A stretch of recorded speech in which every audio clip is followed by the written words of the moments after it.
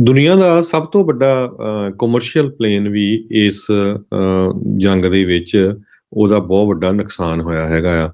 World ਦਾ biggest aircraft ਐਂਟੋਨੋਵ 225 cargo plain ਇਹ Russian forces ਨੇ Kyiv ਜਿਹੜੀ ਉੱਥੇ ਦੀ ਕੈਪੀਟਲ ਆ ਉੱਥੇ ਡਿਸਟਰੋਏ ਕਰ ਦਿੱਤਾ ਆ।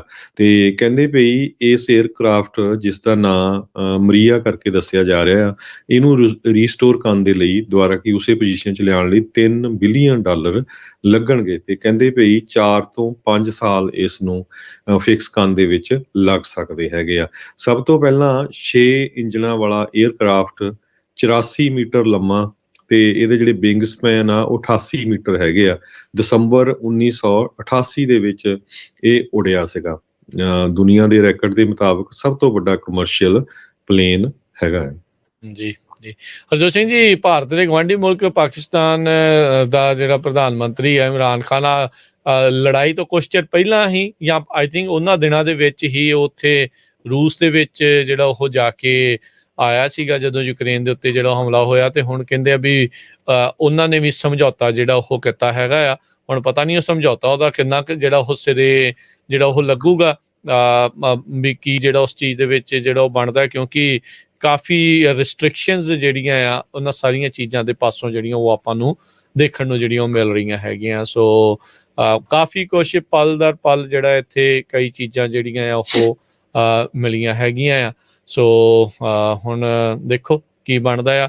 ਰੂਸ ਹੁਣ ਇਹ ਚੀਜ਼ ਨੂੰ ਪ੍ਰਚਾਰ ਰਿਹਾ ਆ ਵੀ ਜਿਹੜਾ ਪੀਸ ਟਾਕਸ ਬੈਲਾਰੂਸ ਦੇ ਵਿੱਚ ਬਾਰਡਰ ਦੇ ਉੱਤੇ ਜਿਹੜੀਆਂ ਹੋਈਆਂ ਯੂਕਰੇਨ ਤੇ ਰੂਸੀ ਡਿਪਲੋਮੈਟਸ ਦੇ ਵਿੱਚ, ਕਹਿੰਦੇ ਵੀ ਦੋਨਾਂ ਪਾਰਟੀਆਂ ਨੇ ਇੱਕ ਦੂਜੇ ਨੂੰ ਜਿਹੜਾ ਉਹ ਸੁਣਿਆ ਹੈਗਾ ਆ।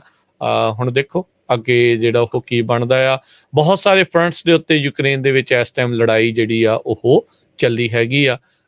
ਜਿੱਦਾਂ ਤੁਸੀਂ ਪਹਿਲਾਂ ਵੀ ਜ਼ਿਕਰ ਕੀਤਾ ਵੀ ਉਹ ਬਹਿਰੂਪੀਏ ਇੱਕ ਹਿਸਾਬ ਦੇ ਨਾਲ ਜਿਹੜੇ ਉਹਨਾਂ ਦੇ ਫੌਜੀ ਆ ਉਹ ਬਣ ਕੇ ਯੂਕਰੇਨ ਦੇ ਵਿੱਚ ਦਾਖਲ ਹੋ ਚੁੱਕੇ ਹੋਏ ਆ। ਉਹ ਕੀ ਕਰ ਸਕਦੇ ਆ। ਬਾਕੀ ਬੈਲਾਰੂਸ ਤਿਆਰੀ ਕਹਿੰਦੇ ਵੀ ਉਹ ਵਿੱਢ ਰਿਹਾ ਹੈਗਾ। ਅਮਰੀਕੀ ਇੰਟੈਲੀਜੈਂਸ ਕਹਿੰਦੇ ਵੀ ਇਹ ਕਹਿ ਰਹੀ ਆ ਵੀ ਇਹਨਾਂ ਨੇ ਜਲਦ ਇਸ ਜੰਗ ਨੂੰ ਜਿਹੜਾ ਉਹ ਜੁਆਇਨ ਕਰ ਲੈਣਾ ਆ। ਯੂਕਰੇਨ ਹਾਲ ਦੀ ਘੜੀ ਪਿਛਲੇ ਕਈ ਦਿਨਾਂ ਤੋਂ ਰੂਸ ਦੇ ਦੁਆਰਾ ਜਿਹੜਾ ਕੀਵ ਨੂੰ ਕੰਟਰੋਲ ਕਰਨ ਦੀਆਂ ਕੋਸ਼ਿਸ਼ਾਂ ਆ ਉਸ ਨੂੰ ਲਗਾਤਾਰ ਜਿਹੜਾ ਉਹ ਰੋਕ ਰਿਹਾ ਹੈਗਾ ਆ। ਇੱਕ ਇਸ ਦੇ ਵਿੱਚੋਂ ਜਿਹੜਾ ਉਹ ਗੱਲ ਜਿਹੜੀ ਕਈ ਲੋਕ ਜਿਹੜੇ ਉਹ ਕਰ ਰਹੇ ਆ, ਕਈ ਕਾਮਰੇਡ ਕਹਿ ਰਹੇ ਸੀ ਦੇਖੋ ਜੀ ਰੂਸ ਨੇ ਕਿੱਡਾ ਵਧੀਆ ਕੰਮ ਕੀਤਾ, ਹਮਲਾ ਹੀ ਨਹੀਂ ਕਰ ਰਹੇ ਆਮ ਲੋਕਾਂ ਦੇ ਉੱਤੇ। ਇਹ ਆਮ ਲੋਕਾਂ ਦਾ ਜਿਹੜਾ ਉਹ ਦਿਲ ਜਿੱਤਣ ਦੀ ਜਿਹੜੀ ਉਹ ਕਹਿੰਦੇ ਆ ਵੀ ਉਹ ਗੱਲ ਹੈਗੀ ਆ। ਪਰ ਪਤਾ ਨਹੀਂ ਉਹ ਕਿਹੜੇ ਪੱਥਰ ਦੇ ਥੱਲੇ ਜਿਹੜੇ ਕੁਛ ਇੱਦਾਂ ਦੇ ਕਾਮਰੇਡ ਜਿਹੜੇ ਉਹ ਰਹਿੰਦੇ ਆ ਜਿਹੜੀ ਇੱਦਾਂ ਦੀ ਸੋਚ ਦੇ ਨਾਲ ਹੈਗੇ ਆ। ਉਹਨਾਂ ਨੂੰ ਸ਼ਾਇਦ ਦੇਖ ਨਹੀਂ ਰਿਹਾ ਵੀ ਆਲਰੇਡੀ ਕਈ ਲੋਕ ਜਿਹੜੇ ਸਿਵਿਲੀਅਨਸ ਆ ਉਹ ਇਸ ਦੇ ਵਿੱਚ ਰੂਸ ਦੇ ਹਮਲੇ ਦੇ